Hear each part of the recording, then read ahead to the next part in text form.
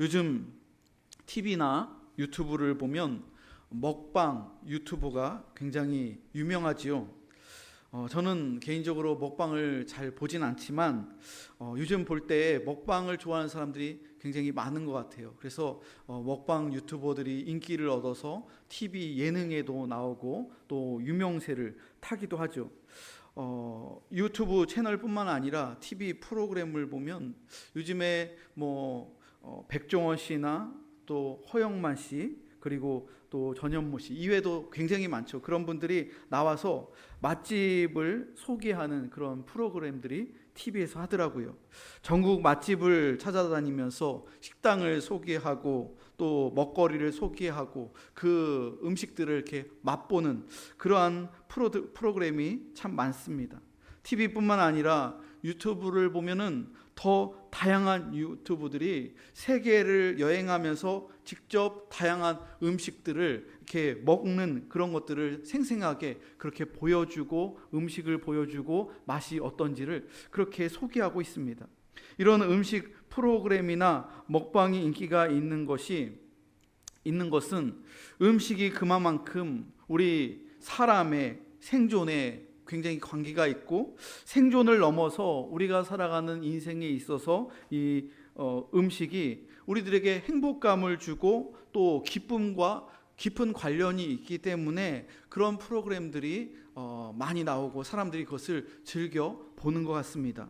마태복음 4장 4절 말씀을 보면 사람이 떡으로만 살 것이 아니요 하나님의 입으로부터 나오는 모든 말씀으로 살 것이라. 예수님께서 사탄이 예수님을 유혹할 때 물리치신 말씀이죠.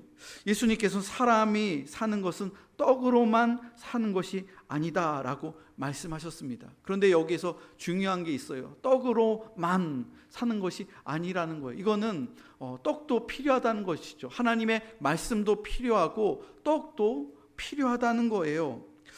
사람이 사는 것은 하나님의 말씀으로 사는 것이며 동시에 떡으로도 사는 것입니다. 예수님께서도 생명을 유지하시기 위해 40일 금식이 마친 이후에는 식량이 필요했습니다. 음식이 필요했다는 거예요. 사람은 영적인 존재이며 동시에 육적인 존재입니다. 영적인 부분을 채우기 위해서는 하나님의 말씀을 우리가 들어야 됩니다. 하나님의 말씀을 먹어야 한다는 거예요. 영의 양식을 먹어야 한다는 거예요. 그리고 동시에 육체적인 부분을 채우기 위해서 양식이 필요한 거예요. 일용할 양식을 먹어야 우리가 생존할 수 있습니다. 그리고 양식을 만족하게 먹어야 또 행복한 거예요. 오늘 본문 말씀은 지난주에 이어서 무엇을 먹을까, 무엇을 마실까 염려하는 사람들에 관한 이야기입니다. 이스라엘 백성들은 광야 40년 동안 매일 염려하였습니다. 오늘은 무엇을 마실 수 있을까? 내일은 무엇을 먹을까? 걱정했다는 거예요. 애굽에서 가져온 양식이 다 떨어지자 이스라엘 백성은 모세와 아론을 원망하기 시작합니다. 옛날이요. 애굽에 있을 때는 고기 가마 옆에 앉아서 따뜻한 고기를 구워서 원 없이 맛있게 먹었었는데, 애굽에 있을 때는 떡을 배 터지게 먹었었는데 우리를 아무것도 없는 이 광야로 데리고 나와서 우리를 굶주려 죽게 하는구나. 지도자를 원망하는 거예요. 하나님께서는 이스라엘 백성의 원망을 들으시고 어떻게 하셨습니까? 오늘 본문의 13절 말씀을 보세요. 13절에 보면 저녁에는 메추라기가 와서 진에 덮이고 아침에는 이슬이 진 주위에 있더니, 원망하고 불평하는 이스라엘 백성들에게 먹이셨습니다. 입히셨습니다. 저녁에는 메추라기로 먹이시고 아침에는 이슬이 마른 후에 만나가 생겼습니다. 아침엔 만나로 먹이셨다는 거예요. 저를 따라해 볼까요? 아침엔 만나로, 저녁엔 메추라기로. 이게 이스라엘의 먹방이에요. 광야 40년 동안 하나님께서 이스라엘 백성들에게 주신 메뉴라는 거예요. 아침에는 만나를 내려주시고 저녁에는 메추라기를 보내주셨습니다. 왜 두 가지 메뉴가 있었을까요? 만나만 먹던 이스라엘 백성들이 또 하나님께 원망하는 거예요. 지도자를 원망하는 거예요. 반찬 투정을 하는 거예요. 하나님 또 만나예요. 고기가 먹고 싶어요. 철없는 아이 같지요. 그래서 고기 반찬이 하나 더 추가된 겁니다. 만나와 메추라기가 어떤 양식이죠? 하늘 양식입니다. 광야 40년 동안 하나님께서 하늘에서 내려주신 하늘 양식이 바로 만나와 메추라기입니다. 일용할 양식을 위해서 이스라엘 백성들이 농사를 한 것이 아닙니다. 메추라기를 나가서 사냥하거나 사육한 게 아니에요. 하나님께서 거저 은혜로 베풀어 주신 하늘 양식이 만나와 메추라기라는 것이죠. 특히 만나라는 양식은 14절에 보니까 광야 지면에 작고 둥글며 서리 같이 간 것이라고 이렇게 설명하고 있습니다. 또 여러분 31절 보세요. 31절 보면 이스라엘 족속이 그 이름을 만나라 하였으며 가시같이 희고 맛은 꿀 섞은 과자 같았더라. 만나의 생김새, 모양, 그리고 그 맛이 어떻다는 것을 설명해 주고 있습니다. 생김새가 가시같이 희고 가늘고 둥글며 그 맛이 꿀 섞은 과자와 같았다고 그렇게 설명하고 있습니다. 그리고 이스라엘 백성들은 이 양식을 만나라고 이름을 붙였는데, 이 만나라는 그 명칭의 뜻이 무엇이냐면 이것이 무엇이냐, 이것이 무엇인고 질문하는 거예요. 자기들이 농사를 지은 것도 아니고 광야 40년 동안 매일 변함없이 광야에 이슬이 다 마른 후에 하얗게 서리같이 그 광야 지면에 올라오는 것이 있는데 그 양이 어마어마하게 많은 거예요. 이방 200만 명의 이스라엘 백성들이 매일같이 굶주리지 아니하도록 40년 동안 일용할 양식을 부족함 없이 하나님께서 무상으로 베풀어 주시는 거예요. 그 맛도 꿀 섞은 과자처럼 맛있는 거예요. 그러면서 이스라엘 사람들은 놀라면서 새벽에 그것을 거두면서 이것이 무엇이냐 놀라는 것이죠. 시편 119편 103절 말씀을 보면 주의 말씀의 맛이 내게 어찌 그리 단지요 내 입에 꿀보다 더 다니이다. 다윗의 고백입니다. 주님의 말씀의 맛이 꿀보다 더 달다는 거예요. 여러분은 어떠십니까? 말씀의 맛이 느껴지십니까? 세상의 그 어떤 꿀보다, 세상의 어떤 음식보다 하나님의 말씀이 더 맛있고 하나님의 말씀이 더 달달합니다. 그래서 우리가 부르는 찬송가 중에 달고 오묘한 그 말씀, 생명의 말씀이, 그 찬양이 있잖아요. 아름답고 귀한 말씀 생명샘이로다, 이렇게 찬양하면서 그 하나님의 말씀이 달고 오묘하다 이렇게 고백하였습니다. 여러분, 유대 랍비는 어린 아이들을 교육할 때 쉐마 교육을 합니다. 그때 하나님의 말씀을 가까이 하게 하고 하나님의 말씀을 읽고 그리고 하나님의 말씀을 암송하게 하는데, 그 말씀을 암송하면 그 어린 아이에게 상으로 꿀이 섞여 있는 과자를 줬다고 합니다. 그래서 아이들이 하나님의 말씀하면 달짝지근한 그 꿀, 이렇게 연상될 수 있도록 그 상을 주었다는 거예요. 그래서 아이들이 기대를 하는 거예요. 성경 말씀을 듣고 하나님의 말씀을 들을 때마다 달달하다, 달콤하다. 여러분, 하늘 양식인 만나의 맛이 꿀처럼 달달했다는 거예요.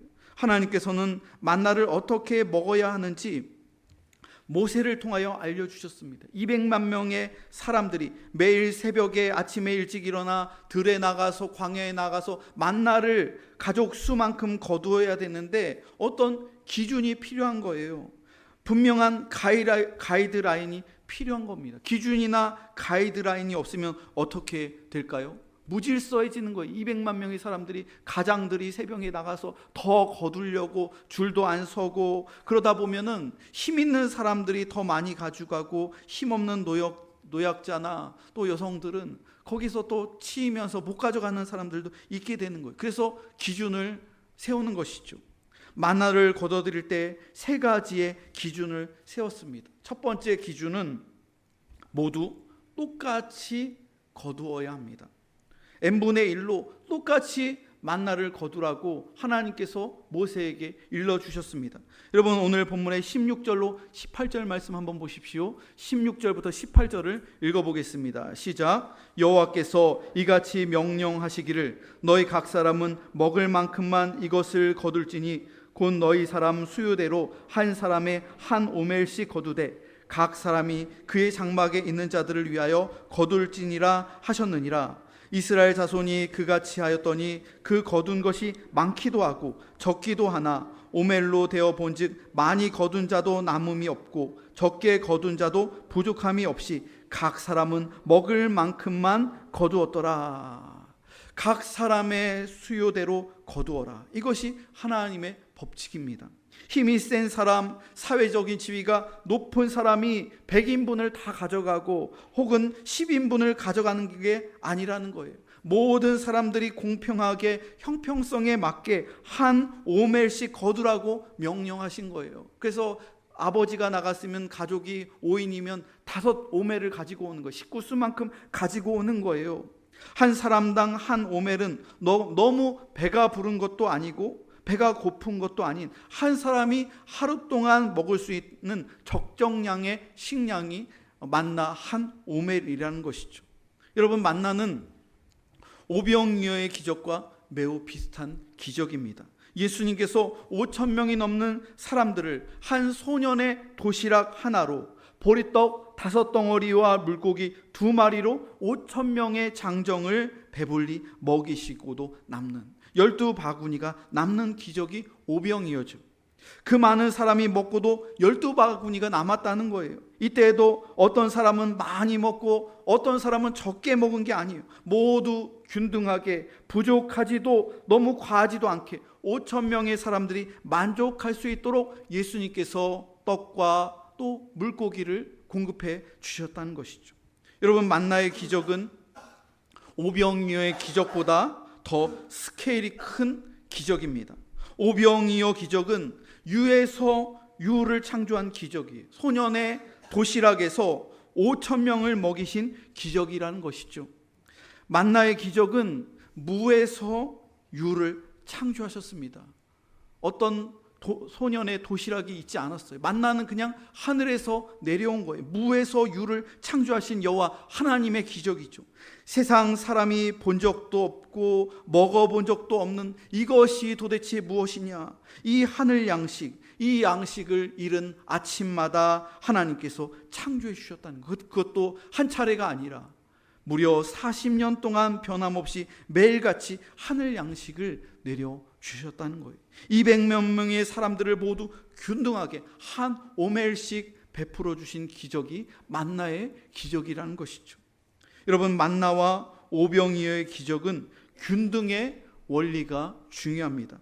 오늘날 지구촌을 한번 돌아보세요. 오늘날 지구촌 전 세계를 돌아보면 어떤 나라는 잘 살아서 경제력이 높아서 식량이 남아 돌고 사람들이 먹는 것보다 오히려 남는 것, 버리는 것이 더 많은 그러한 나라들이 굉장히 많이 있습니다. 하지만 어떤 나라는 어떻습니까? 다른 나라는 가난한 나라가 있어요. 식량이 부족해서 지금도 굶는 나라가 있고 굶어 죽어가는 사람이 있어요. 그래서 여러분, 균등의 원리가 필요한 거예요. 어떤 사람은 많이 가져가고 어떤 사람은 적게 가져가는 게 아니라 하나님께서 베풀어 주시는 이 균등의 원리가 필요하다는 거예요. 그래서 나눔이 필요한 거예요. 더 가진 사람들이 없는 사람들에게 나눠주고, 더 잘 사는 나라가 어려운 나라를 위해서 베풀어주고, 더 큰 교회에서 자립하지 못한 교회를 위해서 그렇게 나누고 베푸는 이 균등의 원리를 실천해야 되는 것이죠. 그래서 교회가 이러한 하나님의 원리에 순종해서 구제와 선교를 감당하는 것이죠. 여러분, 두 번째 기준은 만나를 쌓아두지 못하도록 하나님께서 명령하셨습니다. 본문의 19절과 20절 말씀 한번 보십시오. 19절과 20절을 읽어보겠습니다. 시작. 모세가 그들에게 이르기를 아무든지 아침까지 그것을 남겨두지 말라 하였으나 그들이 모세에게 순종하지 아니하고 더러는 아침까지 두었더니 벌레가 생기고 냄새가 난지라 모세가 그들에게 노하니라. 만나를 쌓아두지 말라는 거예요. 그런데 꼭 말 안 듣는 사람들이 있더라는 거예요. 욕심이 생겨서 더 많이 챙기는 사람들이 있었습니다.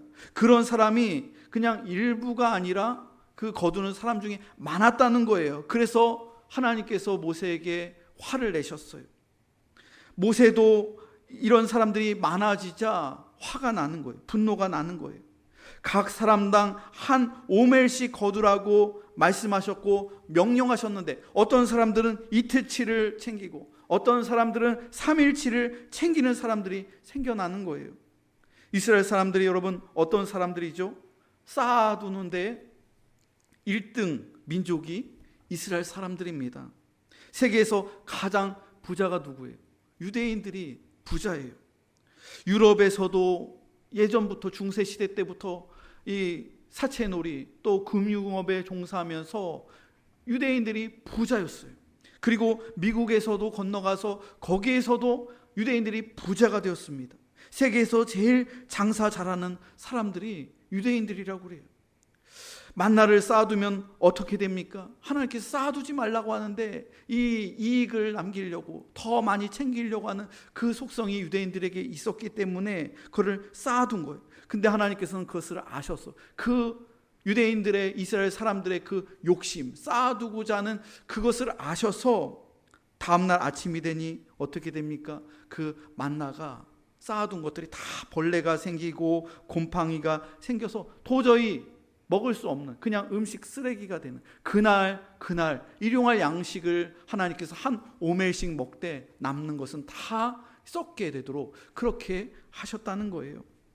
잠깐 PPT 한 장 보여주세요. 철학자 쇼펜하우어가 인생을 이렇게 말했습니다. 인생은 고통과 권태를 왔다 갔다 하는 시계추라고 그렇게 말을 했습니다. 이 말을 제가 독서를 하면서 생각할 때 상당 부분 공감이 갔습니다.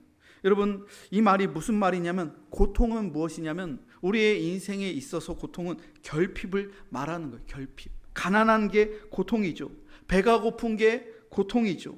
만나와 메추라기가 없는 상태, 광야에서 배고파하는 상태, 물이 없는 상태, 이 상태가 결핍, 고통이라는 거예요. 통장에 잔고가 없는 상태, 결핍이고 고통이죠. 광야의 이스라엘 백성들의 상태가 고통이며 또 결핍의 상태였다는 거예요.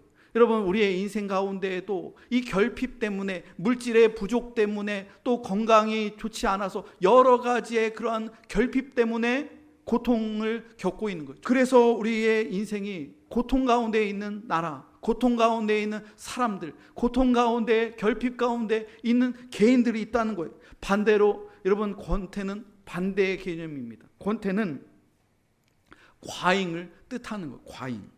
권태의 특징은 뭐예요? 무료한 거예요. 많기 때문에 무료한 거예요. 심심한 거예요. 너무 많이 가져서. 영양 과잉은 비만이죠. 너무 많이 먹어서 몸에 병이 걸리고 비만인 상태. 과잉을 말하고 권태를 말하는 거예요. 그리고 여러분, 오늘날 이 세상 볼 때 자본주의 사회에서 돈 많은 사람들, 재벌들, 미국이나 또 우리나라나 돈 많은 사람들이 있어요. 근데 그 돈이 너무너무 많은 사람들, 굉장히 많은 사람들은 어떨까요? 인생이 권태로워요. 굉장히 무료합니다. 그래서 돈 많은 사람들, 시간도 남고 그런 사람들은요, 인생 사는 게 권태롭대요. 재미가 없다는 거예요. 그래서 권태롭기 때문에 재미를 찾는 거예요. 재미를. 그래서 그런 삶의 무료함 때문에 재미를 찾는데 마약에 그래서 손을 대기도 하고 또 어떤 사람은 권태롭기 때문에 성에 집착하기도 하고 그래도 권태로우면은 우울증에 찾아옵니다. 우울증에 걸리게 되고 그래서 목숨을 끊는 사람들도 있대요. 돈이 정말로 많은 사람들 또 공부를 많이 한 사람들 이런 사람들이 삶이 재미가 없어서 나중에는 우울증에 빠지고 너무 권태로워서 생명을 끊는 그런 사람들도 있다는 거예요. 이 인생이 고통과 권태를 왔다 갔다 하는 시계추와 같다 이렇게 쇼펜하우어가 말을 했죠. 여러분, 다윗이 언제 죄를 지었습니까? 한번 생각해 보세요. 다윗이 고통 가운데 있을 때 또 광야 가운데 있을 때 사울에 쫓겼을 때 그때 죄를 지었습니까? 아니에요. 그때는 더 하나님께 고통 가운데 시편을 쓰고 기도하고 하나님께 부르짖었습니다. 다윗이 범죄했을 때, 성에 무너졌을 때, 밧세바를 취했을 때 그때 다윗은 권태로웠어요. 왕으로서 이룰 것 다 이루고, 자기의 부하들에게는 전쟁터에 나가게 하고, 자기는 그냥 성에서 쉬면서 권태롭게 한가하게 있다가 낮잠 자고 일어났다가 성에서 옥상에서 이렇게 내려봤더니 한 자기 부하 여인이 목욕을 하고 있는 것을 보다가 그 여인을 불러와서 죄를 저지른 거죠. 권태로울 때 죄를 지었다는 거예요. 여러분, 만나도 없고 매출하기도 없는 상태가 결핍입니다. 결핍은 불행입니다. 그리고 반대로 권태도 불행이라는 거예요. 여러분, 가난은 불행입니다. 그런데 과잉 역시 불행입니다. 그래서 무엇이 필요한 것이냐면 자족의 영성이 필요하다는 거예요. 너무 하나님, 우리가 기도할 때 하나님, 우리들이 너무 배고프지도 않고 너무 배부르지도 않게 하여 주옵소서. 이것이 자족의 영성이라는 거예요. 하나님께서는 우리를 너무 가난하게도 또 너무 부하게도 하지 않는 이유가 여기에 있는 거예요. 땅에 쌓아두면 안 된다는 거예요. 땅에 쌓아두면 권태로울 수가 있다는 거예요. 그리고 그것이 곧 불행의 시작이 될 수 있다는 것이죠. 그러므로 우리 성도들은 하나님께 기도하면서 결핍과 권태 사이에서 하나님, 우리들이 자족하게 하여 주옵소서. 하나님께서 주신 소득과 또 오늘 우리 공부교회를 향해서 주신 그 물질을 통하여서 하나님, 우리가 너무 부족하지도 않고 하나님 너무 과잉되지도 않아서 하나님, 이것을 통하여 하나님의 영광을 올려드릴 수 있게 해달라고 그렇게 기도해야 될 줄로 믿습니다. 세 번째 기준은 안식일을 거룩히 지키라고 말씀하셨습니다. 오늘 본문 23절 말씀 한번 보십시오. 함께 읽어보겠습니다. 시작. 모세가 그들에게 이르되 여호와께서 이같이 말씀하셨느니라. 내일은 휴일이니 여호와께 거룩한 안식일이라. 너희가 구울 것은 굽고 삶을 것은 삶고 그 나머지는 다 너희를 위하여 아침까지 간수하라. 평일에는 열심히 일하고 만나를 매일 거두라는 거예요. 그 정해진 만큼. 그런데 안식일은 휴일이며 여호와 하나님께 예배 드리는 날입니다. 하나님께서는 안식일 전날에 만나를 2배로 거두라고 그날만 허용해 주셨습니다. 안식일에 나가서 일하지 아니하도록 그 전날 이틀치를 거둘 수 있도록 특별하게 하나님께서 그렇게 허락해 주시고, 그 양식이 이틀 가도 썩지 아니하도록, 안식일에는 만나가 썩지 아니하도록 그렇게 보존해 주셨습니다. 여러분, 성도는 주일을 거룩히 지켜야 됩니다. 평일에는 열심히 일하고 장사하고 농사짓되 주일의 우선순위는 예배입니다. 하나님께서 누구에게 2배의 복을 내려주실까요? 주일을 지키는 성도에게 2배의 축복을 내려주실 줄로 믿으시기 바랍니다. 여러분, 공부하는 학생 역시 마찬가지입니다. 주일을 지키지 않고 결코 잘 될 수가 없는 거예요. 과거에는요, 제가 학창시절에는 고3이면 주일에도 학교에 나가서 9시 전까지 나가서 자율학습하게 그렇게 강요하는 분위기가 있었습니다. 주일 예배를 못 나가게, 고3이니까 못 나가게 만들어 놓는 거예요. 여러분, 고3이라고 주일 예배를 드리지 않으면 여러분 잘 될까요? 그렇지 않다는 거예요. 주님께 우선순위를 둬야 된다는 거예요. 일용할 양식 때문에 주일에 직장 가고 주일에 아르바이트하고 주일에 영어 학원 가고 당장 급하기 때문에 주일을 타협하는 사람들이 있습니다. 여러분, 정말 특별한 경우라는 건 있어요. 그러나 그것이 일상화될 때 주일보다 다른 것들이 우선순위가 되고 주일 예배를 우리가 타협하게 된다면 하나님께서는 결코 우리에게 복을 주시지 않을 겁니다. 주님의 백성은 주일을 지켜야 됩니다. 일상의 일을 멈추고 주님 앞에 나와서 영의 양식을 먹어야 우리가 살아갈 수가 있고, 그리고 하나님께서 우리의 삶을 더 책임져 주신다는, 그 주일 날까지도 책임져 주신다는 것이죠. 하나님은 이스라엘 백성에게 만나를 항아리에 넣어서 창고나 곳간에 쌓아두라고 말씀하시지 않았습니다. 만나를 항아리에 담아서 여호와 앞에 두라고 말씀하셨습니다. 오늘 본문의 33절과 34절 말씀 한번 보십시오. 33절과 34절을 읽어보겠습니다. 시작. 또 모세가 아론에게 이르되 항아리를 가져다가 그 속에 만나 한 오멜을 담아 여호와 앞에 두어 너희 대대로 간수하라. 아론이 여호와께서 모세에게 명령하신 대로 그것을 증거판 앞에 두어 간수하게 하였고, 광야 40년 동안 베풀어 주신 하늘 양식 만나를 어떻게 보관하라고 하셨습니까? 후대에 너희 자손들에게 보여주기 위해서 하나님께서 40년 동안 먹이셨던 그 만나를 항아리에 담아서 잘 보관해서 후대에 전달하라고 얘기하셨습니다. 그 만나를 한 오멜을 담은 항아리, 그 항아리를 창고나 곳간에 쌓아두지 말라고 하셨습니다. 어디에 두냐? 여호와 앞에 두어서 대대로 간수하라. 증거판 앞에 두어서 간수하라. 이 만나를 담은 항아리를 여호와 앞에, 말씀 앞에, 증거판 앞에 두어서 대대로 간수하라고 말씀합니다. 여러분, 이 말씀이 무슨 의미죠? 하나님 앞에 일용할 양식을 두라는 거예요. 십계명의 두 돌판 앞에 만나를 담은 항아리를 두라는 거예요. 여호와 하나님께서는 성도의 영의 양식을 책임져 주실 뿐만 아니라 우리의 육의 양식도 책임져 주신다고 약속하는 거예요. 하나님의 말씀 앞에, 주님의 말씀 앞에 만나를 담은 항아리를 옆에 두라는 거예요. 그렇게 두라는 것은 성도의 생활 전체까지도 여호와 하나님께서 책임져 주신다는 약속인 것이죠. 사랑하는 성도 여러분, 무엇을 먹을까? 무엇을 마실까? 무엇을 입을까? 여러분, 염려하지 마세요. 또 학생들은 어느 대학을 갈까? 또 그 다음에 어떤 직장에 갈까? 여러분, 주님의 나라와 그 의를 먼저 구하셔야 됩니다.